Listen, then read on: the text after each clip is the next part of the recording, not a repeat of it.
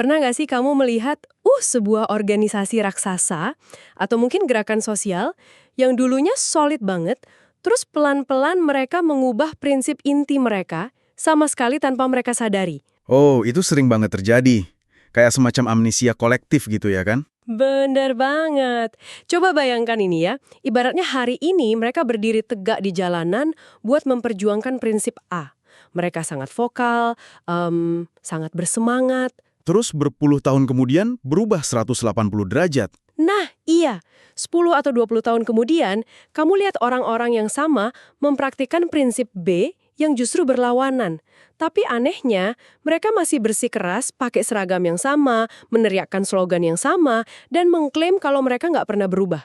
Itu fenomena yang, luar biasa membingungkan sebenarnya. Sangat membingungkan. Pertanyaannya, gimana perubahan drastis dan fundamental itu bisa terjadi tanpa ada satupun dari mereka yang sadar? Itulah teka-teki yang bakal kita bedah tuntas hari ini. Dan sumber yang bakal kita pakai hari ini tuh cukup berani dan sangat provokatif. Betul, kita akan menyelami sebuah teks dari buku berjudul Sekuler dari Dalam, Infiltrasi Prinsip-Prinsip Sekulerisme ke dalam Ideologi Gerakan Islam Kontemporer. Ini karya Dr. Bachir Isham Al-Marakashi. Misi kita dalam penelusuran mendalam hari ini adalah untuk benar-benar memahami anatomi dari sebuah infiltrasi gagasan. Yap, gimana sebuah ide asing bisa menyusup, tumbuh, dan bahkan hidup sangat nyaman di dalam tubuh sebuah gerakan yang secara historis, justru sangat menentang ide tersebut. Tapi sebelum kita masuk lebih jauh, kayaknya kita butuh kasih sedikit konteks buat mendengar nih. Oh iya, pastinya. Ini penting banget. Jadi buat kamu yang mendengarkan, ada satu disclaimer penting. Teks yang jadi sumber kita hari ini memuat pandangan teologis dan politik yang sangat tajam, sangat spesifik, dan mungkin bakal terasa kontroversial buat sebagian orang. Benar, kita di sini sama sekali bukan untuk memihak, menghakimi, atau mendukung pandangan politik maupun agama dari sang penulis ya. 100% netral. Peran kita berdua murni cuma sebagai pemandu buat membantumu memetakan gagasan, argumen, dan kekhawatiran yang ada di dokumen asli ini. Biar kita bisa lihat wacananya secara objektif gitu. Tepat. Nah, untuk memahami dari mana kritik sekeras ini berasal, kita harus tahu dulu siapa yang melempar kritik ini. Karena pas aku baca, nadanya tuh terasa sangat, personal. Emang sangat personal, dan itulah poin yang paling menarik dari teks ini. DR Basir ini bukanlah orang luar. Dia bukan musuh yang lagi melempar batu ke jendela rumah orang lain. Terus posisi dia di mana tuh? Di dalam teksnya, dia secara eksplisit menyebut dirinya sebagai putra kandung dari gerakan Islam kontemporer itu sendiri. Dia dibesarkan, dididik, dan dimatangkan oleh wacana gerakan ini. Wah, jadi dia ini benar-benar orang dalam ya? Benar banget. Sepanjang teks, dia menyuarakan rasa cintanya yang sangat dalam terhadap gerakan tersebut.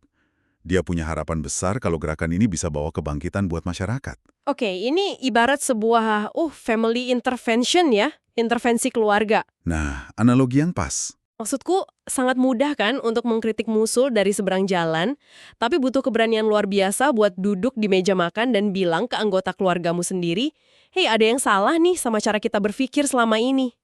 Tepat sekali. Kritik tajam ini murni lahir dari kepedulian terdalam, sebuah kecemasan dari dalam rumah sendiri. Dan di teks ini, penulis menyoroti dua hal yang dia sebut sebagai penyakit internal yang melumpuhkan gerakannya. Yang pertama itu sikap arogan, di mana aktivis nolak semua kritik seolah mereka entitas suci. Dan yang kedua, itu penyakit rendah diri yang ekstrim. Dua-duanya sama bahayanya. Gimana penulis ngejelasin dampak dari dua penyakit yang saling bertolak belakang ini? Gini, penulis berargumen kalau dua penyakit ini pada dasarnya mematikan nalar kritis sebuah organisasi. Kalau kita lihat sikap arogan, sikap ini melambungkan harapan kosong. Karena mereka merasa udah pasti benar gitu ya? Betul. Ketika sebuah kelompok merasa mereka mewakili kebenaran mutlak, mereka berhenti mengevaluasi strategi. Di sisi lain, penyakit rendah diri itu membunuh harapan sepenuhnya. Oh, jadi yang satu over PD, yang satu lagi malah pesimis akut. Tepat. Penyakit rendah diri bikin aktivis tenggelam dalam kepasrahan. Mereka merasa cuma manusia penuh kekurangan, nggak berdaya ngelawan arus zaman, dan akhirnya puas dengan realitas yang buruk. Dua ekstrim kesombongan buta dan keputusasaan buta. Pantas aja dia bilang mereka kehilangan kompas kebenaran. Makanya dia merasa wajib bersuara. Dia nggak rela melihat jantung umat yang masih berdetak ini mati perlahan. Ada satu kutipan spesifik dari teks yang menurutku visual banget. Penulis mengibaratkan kritiknya ini kayak tangan kanan yang sedang membersihkan tangan kiri dari kotoran. Iya, walaupun agak keras dan menyakitkan, ujung-ujungnya kedua tangan jadi bersih. Perumpamaan itu nancep banget sih. Maksudnya, meskipun gosokannya bikin perih, niatnya buat kebersihan bersama, bukan mau motong tangan kirinya. Benar, niatnya murni koreksi internal. Oke, mari kita bedah pelan-pelan. Kalau penulis mau membersihkan gerakannya, kita harus tahu dulu apa sih kotorannya. Menurut buku ini, penyakit yang lagi menggerogoti mereka dari dalam itu adalah sekularisme. Tapi sekularisme yang kayak gimana nih? Karena definisi sekularisme itu kan cair banget ya. Nah, di teks ini penulis ngasih perumpamaan yang brilian. Dia bilang, memadukan Islam dan sekularisme itu ibarat bertemunya kadal gurun di padang pasir dengan ikan di laut. Wah, kadal gurun sama ikan laut itu dua ekosistem yang mustahil disatukan. Kenapa dia lihatnya se-ekstrim itu? Karena menurut penulis, sekularisme tuh bukan sekedar kebijakan administratif pemerintah yang misahin agama dari negara. Dia melihatnya sebagai sebuah agama kemanusiaan yang baru. Tunggu, agama kemanusiaan gimana tuh maksudnya? Teks ini merujuk ke analisis dari Dr. Abdul Wahab Al-Masiri. Beliau membagi sekularisme jadi dua. Pertama, sekularisme parsial. Ini yang klasik itu kan, yang cuma memisahkan urusan negara dan agama. Betul, yang paling sering kita dan pendengar tahu. Tapi yang kedua ini yang bahaya, yaitu sekularisme total. Sekularisme total. Ini kayaknya lebih dari sekedar urusan parlemen ya. Jauh lebih dari itu. Ini visi filosofis komprehensif yang menghapus nilai agama dari seluruh aspek kehidupan. Publik, sosial, budaya, bahkan kehidupan pribadi yang paling intim. Jadi dalam sekularisme total ini, agama benar-benar nggak dikasih ruang sama sekali buat ngasih nilai. Semuanya diukur pakai standar duniawi. Tepat. Semuanya didemistifikasi. Manusia direduksi cuma jadi makhluk materi. Seni, ekonomi, hubungan sosial, semuanya cuma diukur pakai untung rugi material. Nggak ada lagi dong standar moral yang absolut. Nggak ada. Semuanya jadi relatif, tergantung kesepakatan manusia pada masa itu. Makanya dia pakai analogi ikan dan kadal gurun tadi. Ah, aku paham sekarang. Islam menempatkan Tuhan di pusat segalanya, sementara sekularisme menempatkan materi dan manusia di pusat. Nggak mungkin bisa berbagi ruang. Bener banget. Dua cara pandang dunia yang bertabrakan secara absolut. Tapi ada satu detail yang bikin aku mikir keras nih. Penulis mencatat kalau kaum sekuleris di dunia Arab sering sengaja menghindari kata sekularisme itu sendiri. Ya, karena mereka sadar masyarakat masih punya nurani keagamaan yang kuat. Nah itu, kalau mereka bawa spanduk sekulerisme, pasti langsung ditolak mentah-mentah. Jadi, mereka ganti istilahnya jadi yang lebih bersahabat. Kayak rasionalisme, pencerahan, atau demokrasi. Apakah teks ini nganggep itu sebuah strategi linguistik yang sengaja dibikin biar gagasan itu bisa masuk tanpa memicu sistem imun masyarakat? Teks tersebut dengan tegas mengkonfirmasi hal itu. Penulis bilang ada manipulasi istilah yang sangat disengaja. Wah, infiltrasi lewat bahasa ya, halus banget. Sangat halus. Dengan kata-kata kayak profesionalisme, sekularisme masuk dari pintu depan tanpa ada yang sadar bahayanya. Masyarakat dan bahkan aktivis itu sendiri ngira mereka lagi mengadopsi efisiensi. Padahal tanpa mereka sadari, mereka pelan-pelan lagi mencabut nilai-nilai agama dari aktivitas sehari-hari mereka. Betul, mereka menelan pilnya karena lapisan luarnya terasa manis. Oke, disinilah pembahasannya jadi makin menarik. Karena pas kita lihat bentuk nyata dari infiltrasi pil manis ini, teks ini nyajiin bukti empiris yang lumayan mengejutkan. Bukti-bukti dari lisan dan tulisan para aktivis itu sendiri ya? Iya, ingat ya, ini orang-orang yang masih secara terbuka mengidentifikasi diri mereka sebagai aktivis gerakan Islam. Tapi kutipannya kontradiktif banget. Contohnya kayak gimana tuh yang di buku? Ada tokoh yang terang-terangan bilang, saya tidak menyerukan penerapan syariah, hal tersebut tidak ada dalam program politik saya. Wah, itu belak-belakan sekali. Ada lagi yang bilang, saya adalah seorang nasionalis dengan jubah islami. Terus ada yang nggak merasa bersalah datang ke festival musik sekuler. Dan yang paling mencolok buatku, ada yang menganggap jenggot dan jilbab istri mereka udah mengalami erosi. Erosi, maksudnya sengaja dikikis gitu. Iya, alasan mereka itu cuma tampilan fisik luar yang nggak penting. Yang penting hatinya bersih. Gimana penulis memaknai fenomena absurd ini? Kutipan-kutipan nyata itu vital banget buat argumen penulis, dan kerangka analisis yang dia pakai itu mempesona. Dia menyamakannya dengan guncangan perestroika Gorbachev di Uni Soviet. Oh, perestroika. Reformasi dari dalam di akhir tahun 80-an itu kan? Benar, niat awalnya mungkin buat memperbaiki komunisme, tapi pada prakteknya, keterbukaan itu justru meruntuhkan struktur aslinya dari dalam. Jadi penulis ngelihat para aktivis ini lagi ngelakuin perestroika pada gerakan Islam itu sendiri. Tepat, mereka melucuti prinsip dasar agamanya atas nama keterbukaan politik, atau sekedar pengen diterima di pergaulan global. Mengatakan jilbab bisa dierosi karena yang penting hati, itu kan sekulerisme banget. Memisahkan ruang internal sama ruang publik. Betul. Tapi itu memunculkan satu teka-teki teologis. Kalau mereka udah sesekuler itu, kenapa nggak keluar aja bikin partai sekuler? Kenapa masih pakai jubah Islami? Nah, itu pertanyaanku juga. Kenapa repot-repot pura-pura? Teks ini menjelaskannya lewat konsep klasik tentang cabang-cabang keimanan dan kekufuran. Penulis menguraikan kalau iman itu kan punya banyak cabang. Kayak sholat, zakat, menyingkirkan duri dari jalan gitu ya? Iya. Nah, kekufuran dan sekulerisme juga punya banyak cabang. Mengadopsi sebagian cabang sekulerisme, nggak serta-merta bikin orang jadi sekuler tulen seketika. Ah, aku mulai paham. Jadi ini bukan kayak saklar lampu yang tiba-tiba cetrek, langsung gelap. Bukan. Ini proses yang gradual. Ini lebih kayak warna cat di dinding rumah yang pelan-pelan memudar karena terus-terusan kena sinar matahari. Metafora yang sangat akurat. Orang yang tinggal di dalam rumah mungkin nggak sadar catnya udah pudar sampai ada orang luar yang nunjukin. Aktivis ini mungkin masih sholat 5 waktu, masih puasa. Tapi dalam lobi politik atau gaya hidup, mereka pelan-pelan mengadopsi cabang pemikiran sekuler. Identitas mereka erosi. Tapi karena pelan-pelan, mereka merasa masih di ruangan yang sama. Persis, mereka berkompromi di sudut-sudut tertentu, yang akhirnya meluas dan mengubah inti ideologi mereka. Tapi tunggu dulu nih, kalau kita tanya langsung ke para aktivis itu, mereka pasti nggak merasa lagi menghancurkan agama. Pasti mereka akan membela diri. Mereka bakal bilang, kita ini pragmatis. Di dunia politik yang keras, kita butuh kompromi. Ini taktik langsungan hidup. Kenapa penulis melihat kompromi ini sebagai dosa besar dan ancaman eksistensial? Karena bagi penulis, pragmatisme ini udah menabrak batas fundamental teologi. Penulis menjabarkan 4 pilar utama kenapa adopsi sekularisme sekecil apapun itu bertentangan dengan syariat. Oke, mari kita bahas 4 pilar ini satu persatu. Apa yang pertama? Pilar pertama adalah syirik rububiyah. Ini berkaitan dengan otoritas penciptaan. Penulis menjelaskan kalau menetapkan hukum itu hak prerogatif Tuhan.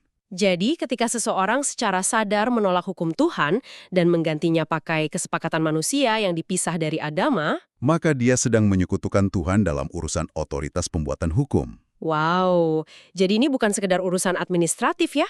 Ini soal siapa yang punya otoritas tertinggi. Betul, kalau kamu bilang akal manusialah yang jadi Tuhan di parlemen, kamu pada dasarnya lagi menurunkan pangkat Tuhan. Ngeri juga. Terus, kalau hukumnya udah diubah politisi, gimana dengan masyarakat awam yang cuma ngikutin hukum itu? Nah, itu membawa kita ke pilar kedua, syirik uluhiyah. Kalau rububiyah itu soal siapa yang bikin aturan, uluhiyah itu tentang kepada siapa ketaatan itu diberikan. Ah, jadi kepatuhan total dalam masyarakat itu bentuk ibadah praktis. Tepat. Kalau seseorang meyakini ada sistem hukum buatan manusia yang lebih pantas ditaati ketimbang aturan Tuhan, orang itu udah mengalihkan ketaatan tertingginya. Kepada selain Tuhan. Dua sisi koin yang sama ya. Yang satu merebut hak bikin hukum, yang satu ngasih ketaatan mutlak ke hukum buatan itu. Benar. Nah, pilar ketiga ini juga penting. Penulis menyebut sekularisme itu menciderai kenabian. Kalau hukum diurus manusia rasional, fungsi nabi jadi cuma tokoh spiritual doang dong. Teks menyoroti bahwa nabi itu nggak diutus cuma buat mimpin ritual ibadah. Beliau bawa petunjuk komprehensif, mimpin masyarakat, ngatur pasar, selesain konflik. Meminggirkan agama dari ruang publik berarti nolak fungsi utama kenabian itu. Sama aja bilang petunjuk nabi udah kadaluarsa. Nah, kamu menangkap inti argumennya dengan sangat baik. Jadi, meminggirkan agama sama dengan memecat nabi dari jabatannya sebagai pembimbing peradaban. Lalu pilar keempat apa? Pilar keempat adalah cacat iman. Penulis berargumen kuat kalau iman itu kesatuan organik. Keyakinan di hati, ucapan lisan, dan tindakan fisik itu nggak bisa dibelah. Dan sekulerisme datang buat misahin elemen-elemen ini. Ngajarin kalau orang bisa religius asalkan hatinya baik, nggak peduli tindakannya di publik gimana. Betul. Teks ini ngebandingin mentalitas itu dengan kisah kaum Yahudi di masa lalu. Mereka tahu Nabi itu bawa kebenaran, tapi nolak taat secara perbuatan karena gengsi atau politik. Jadi keyakinan di hati yang nggak diikuti ketaatan praktis itu cacat iman yang fatal. Kesimpulan dari penulis memang setegas itu. Berarti kalau dirangkum, taruhannya buat penulis itu bukan soal menang pemilu atau dapat simpati media. Sama sekali bukan. Taruhannya adalah fondasi keimanan itu sendiri. Keselamatan teologis yang paling mendasar. Pantesan dia nyebut ini penyakit mematikan. Tapi gini, kalau sekularisme itu bertentangan total sama teologi Islam, gimana gagasan asing ini bisa masuk dan kokoh di dunia Islam? Nah, ini analisis sejarah yang sangat penting dari buku ini. Maksudku, teks ini ngomong panjang lebar kalau sekularisme itu murni produk sejarah Barat. Reaksi trauma Eropa terhadap dominasi gereja. Dipengaruhi ajaran Paulus, paganisme Yunani. Yang mana itu bukan pengalaman sejarah umat Islam sama sekali. Betul, Islam nggak punya sejarah pendeta menindas ilmuwan. Jadi, gimana gagasan Eropa ini bisa masuk ke jantung dunia Arab? Penulis mengakui fakta sejarah kalau sekulerisme itu awalnya dibawa paksa lewat tank-tank kolonialisme Eropa. Invasi militer. Penjajah yang bangun institusi sekuler. Tapi pasti ada faktor internal kan? Nggak mungkin cuma gara-gara penjajah. Ini pencerahan paling jujur dari buku ini. Penulis nggak cuma nyalahin pihak luar, dia dengan berani ngakuin fakta pahit. Fakta apa tuh? Saat sekulerisme masuk, dunia Islam sendiri lagi ada di era kegelapan yang stagnan dan terbelakang. Umat saat itu nggak punya sistem imun intelektual yang kuat. Jadi kayak tanah yang rapuh. Ini bukan cuma ada orang jahat ngelempar benih ilalang beracun dari luar. Tapi tanah di kebun kita emang lagi gersang dari pemikiran kritis, kering dari inovasi, dan mulus. Orang yang terbelakang cenderung gampang terpesona dan mengadopsi peradaban yang kelihatan maju. Meskipun itu merusak identitas mereka sendiri ya. Sangat tepat. Penulis minta gerakannya buat berani bercermin. Stagnasi pemikiran itu pintu masuk utama infiltrasi. Infiltrasi nggak bakal masif kalau tuan rumahnya prima secara intelektual. Wah, ini dalam banget. Lalu, apa artinya semua ini buat kamu, para pendengar?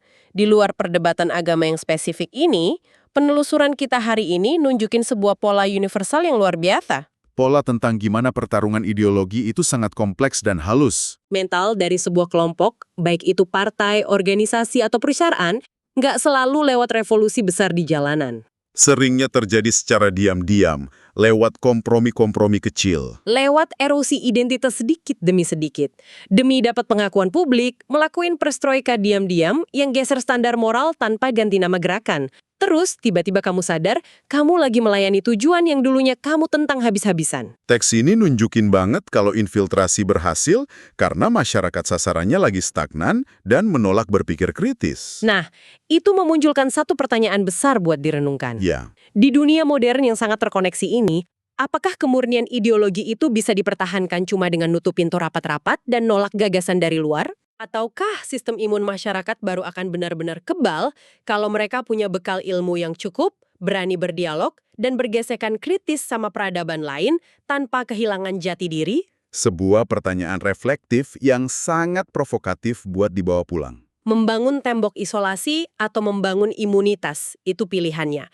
Terima kasih banyak udah meluangkan waktu berhargamu buat membedah wacana yang rumit dan tajam ini bareng kita. Semoga ini bisa kasih perspektif baru ya. Pastinya, semoga penelusuran mendalam hari ini bikin kamu lebih peka tentang gimana ide-ide bermutasi dan ngubah dunia secara diam-diam. Sampai jumpa di diskusi kita berikutnya, dan ingat, perubahan terbesar seringkali nggak datang dari musuh yang mendobrak pintumu, melainkan dari tangan kananmu sendiri yang memutuskan buat mengubah arah.